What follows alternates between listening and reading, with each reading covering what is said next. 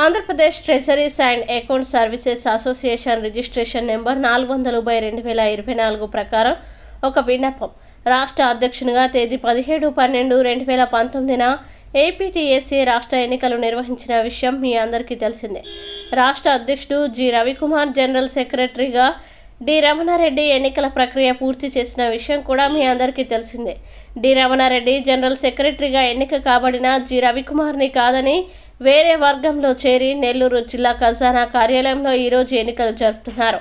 అది Andhra Pradesh treasuries account services bylaw ప్రకారం జిల్లా జనరల్ బాడీ మీటింగ్ పెట్టాలి మరియు పత్రికా ప్రకటన చేయాలి. అవేమీ చేయకుండా రాష్ట్ర అధ్యక్షులు ప్రొసీడింగ్స్ ఆర్డర్ జారీ చేయకుండా ఎలక్షన్ ఎలా జరుపుతారు? దీన్ని మేము జిల్లా ఖజానా కార్యాలయం ఉద్యోగుల తరపున ఖండిస్తున్నాం. ఎన్నిక చెల్లదంటూ హైకోర్టు ఆఫ్ ఆంధ్రప్రదేశ్ కోర్టు అమరావతిలో కేసు వేయనున్నాం.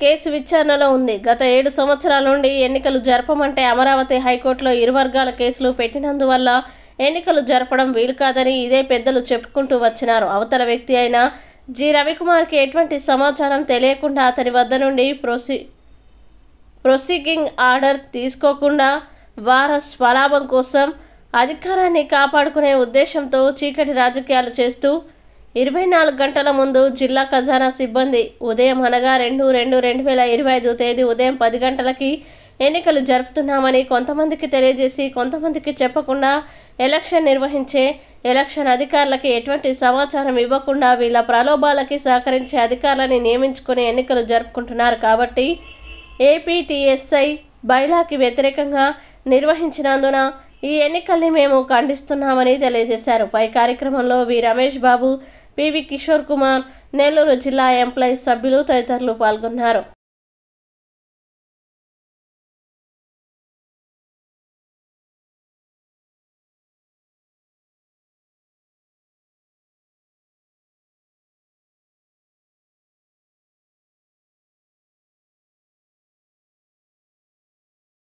నమస్కారం అండి. నా పేరు కిషోర్ కుమార్. నేను నెల్లూరు జిల్లా ఖజానా కార్యాలయంలో ఉద్యోగం చేస్తున్నాను. ఒకప్పుడు అసోసియేషన్లో కానీ ఏపీటీఎస్ఎల్లో కానీ ఎప్పుడు కూడా ఒక తాటి మీద ఒక పద్ధతిలో పోతున్నది. దాన్ని కొంతమంది వాళ్ళ రాజకీయ ప్రయోజనాల కోసం, వాళ్ళ అధికారాల కోసం విభజించి పాలించు లెక్కలో బ్రిటిష్ పరిపాలనలాగా ఒకప్పుడు ఉన్నట్టుగా ఇప్పుడు మమ్మల్ని అందరినీ విభజించి ఒకప్పుడు పాలించారు. అధికారులుగా వాళ్ళు చేసుకోవాల్సిన లబ్ధులన్నీ పొందారు. కానీ రాను రాను వీళ్ళు చేసేది ఎక్కువైపోతుంది. మామూలుగా ఇన్ని రోజుల నుంచి ఎప్పుడు కూడా ఎలక్షన్ జరపాలి అంటే నెల ముందు జనరల్ బాడీ మీటింగ్ పెట్టాలి, 15 రోజుల ముందు నోటిఫికేషన్ ఇవ్వాలి, అన్ని ట్రెజరీలకి ఇంటిమేషన్ ఇవ్వాలి. ఇవేమీ లేకుండా చీకటి రాజకీయాలు చేస్తూ వాళ్ళ పాటికి వాళ్ళు నిర్ణయాలు తీసుకొని 24 గంటల ముందు ఎలక్షన్ డేట్ని ప్రకటించి ఎలక్షన్ ఆఫీసర్లకి మేము 15 రోజుల ముందే నోటిఫికేషన్ పెట్టామని ఫోటోలు తీసి వాళ్ళ ఆఫీసు ఛాంబర్ల కాడ అంటించుకొని మేము నోటీస్ బోర్డులో అంటించామని చెప్పి ఎలక్షన్ జరుపుతున్నారు. కాబట్టి పద్ధతిగా ఎలక్షన్ జరపండి అయ్యా అని అడిగితే కాదు కూడదు అని గొడవకు వస్తున్నారు. ఎలక్షన్ ఆఫీసర్ని అడిగాము, ఎలక్షన్ ఆఫీసర్ కూడా పట్టించుకోలేదు. కాబట్టి మేము ఎలక్షన్స్ని వ్యతిరేకిస్తున్నాము. అవసరమైతే దీని మీద లీగల్గాను కూడా ప్రొసీడ్ అవుతాం. Thank you.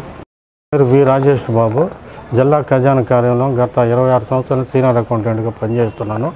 నేను గత 20 సంవత్సరాల నుంచి ఏపీటీఎస్సీలో సభ్యురాలుగా వివిధ హోదాల్లో జాయింట్ సెక్రటరీగాను పదవులు పొంది ఉన్నాను. ఇటీవల ఈరోజు జిల్లా ఖజానా కార్యాలయంలో ఏపీటీఎస్ఏ విజయవాడ బాడీ 2012లో ఎలక్షన్ జరిగింది. దాంట్లో రమణారెడ్డి గారు ప్రెసిడెంట్ కానీ రమణారెడ్డి గారు సెక్రటరీ గారిని గెలిచారు. కొన్ని కారణాల వల్ల రమణారెడ్డి కాదని వేరే కొత్త యూనియన్లో జాయిన్ అయినాడు. వాళ్ళిద్దరు విభేదాల వల్ల ఈరోజు జిల్లా ఖజానా కార్యాలయంలో రమణారెడ్డి వేరే గ్రూపుని తీసుకొని వచ్చి విజయవాడ స్టేట్ ప్రెసిడెంట్ లేకుండా ఈరోజు ఎలక్షన్ నిర్వహించారు.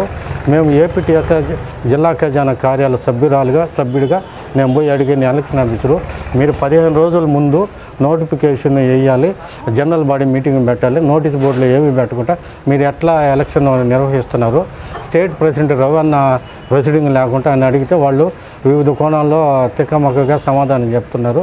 మేము క్వశ్చన్ చేయడం అనేది ఏ ఎన్నికైనా కూడా 15 రోజుల ముందు నోటీస్ బోర్డులో బోర్డు వేసి జనరల్ బాడీ మీటింగ్ పెట్టి సక్రమంగా ఎలక్షన్ జరుపుకోవాలా. అట్లాంటి జరగట్లేదు కాబట్టి జిల్లాలో ఉండే వివిధ జిల్లా ఖజానాలో పనిచేసే ఉద్యోగస్తులందరం కూడా బాయికాట్ చేస్తున్నాం. ఇది చెల్లదు అని తెలియజేస్తున్నాం.